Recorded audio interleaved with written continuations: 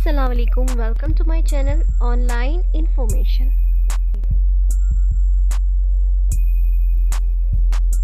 क्या आप जानते हैं कि समंदर की ज़्यादा से ज़्यादा गहराई तकरीबन 11 किलोमीटर है?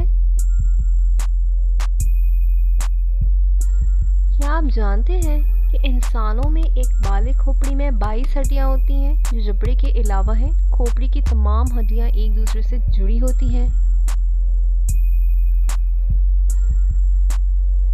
क्या आप जानते हैं कि मुश्तरी सैयारा सूरज के गिर्द एक चक्कर 11.86 ज़मीनी गर्दिशों में मुकम्मल करता है।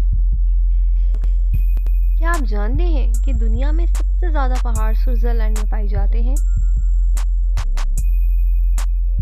क्या आप जानते हैं कि पाकिस्तान दुनिया में दूसरे सबसे बड़े मुस्लिम आबादी है? ये इंडोनेशिया से दूसरे नंबर पर है।